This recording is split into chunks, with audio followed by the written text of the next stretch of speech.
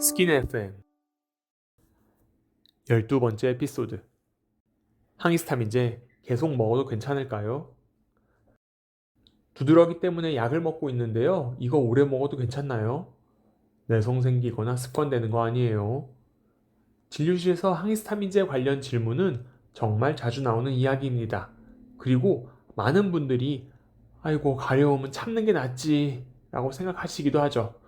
하지만 참는다고 낫는 건 아닙니다. 오늘은 항히스타민제에 대한 조금 더 현실적이고 정확한 이야기를 해보겠습니다. 여기는 스킨 FM입니다. 항히스타민제는 가려움, 콧물, 재채기, 눈물, 두드러기 같은 증상을 진정시키기 위해 쓰이는 약입니다.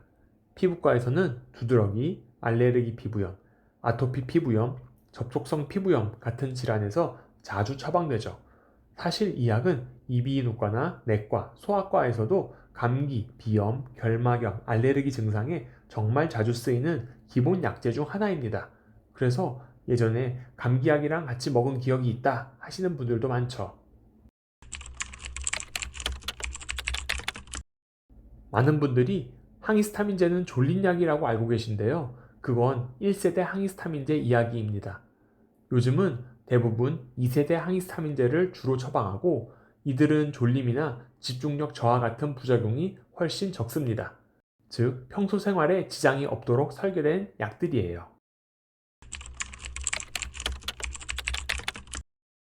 항히스타민제뿐 아니라 많은 분들이 이 약 먹어도 괜찮을까요? 가능하면 약은 피하고 싶은데요.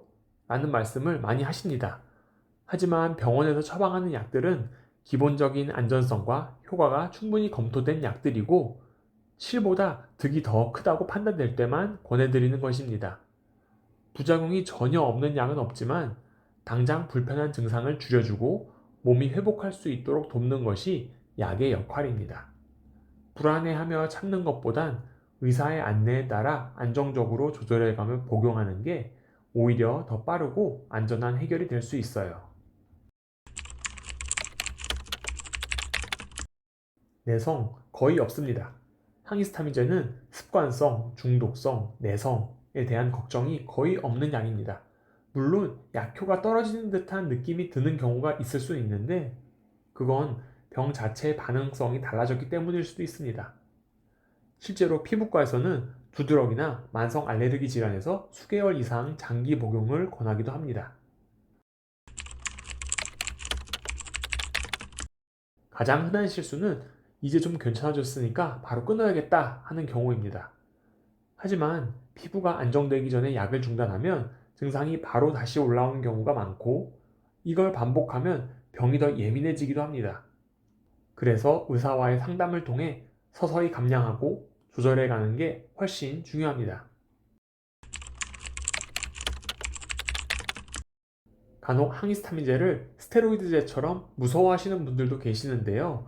이건 완전히 다른 계열의 약입니다.